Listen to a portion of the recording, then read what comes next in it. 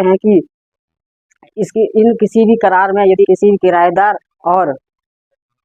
भूमि स्वामी के बीच में यदि किसी प्रकार का विवाद होता है तो उस विवाद को सुलझाने के लिए कौन सी जगह है, तो उसके लिए उत्तर प्रदेश सरकार के द्वारा डिस्ट्रिक्ट मजिस्ट्रेट या एडीएम एडिशनल डिस्ट्रिक्ट मजिस्ट्रेट को नियुक्त किया गया। इन दोनों में से जो भी सफिशिएंट होगा उनको कि उनकी न्यायालय में जाकर के जो एक किराया प्राधिकारी नियुक्त किए गए हैं, इनमें एक आप शिकायत दर्ज करा सकते हैं। साथ ही साथ में यह उसमें देखेंगे यदि किसी प्रकार से कोई भी पक्षकार इन दोनों ही अधिकारियों के द्वारा दिए गए निर्णय से असंतुष्ट होता है तो वह जनपद न्यायालय में, जो कि जिला न्यायाधीश होते हैं उनके अंदर में, या तो अपर जनपद एवं सत्र न्यायाधीश जो कि किराया ट्रिब्यूनल बनता है उसकी अध्यक्षता करते हैं, तो उनके पास अपील कर सकता है। यहाँ पर ध्यान देने बात योग्य बात यह है कि यदि कोई व्यक्ति जो कि 11 माह से कम का यदि कोई भी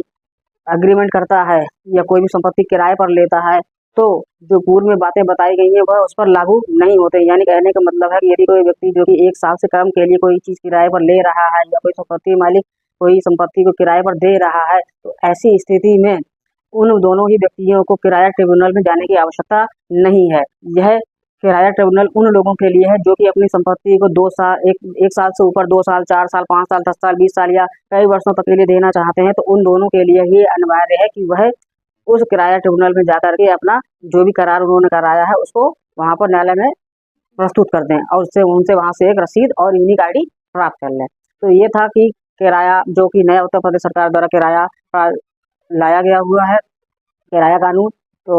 उम्मीद करते हैं कि यह छोटी सी कानून की जानकारी आपको पसंद आई होगी। ऐसी ही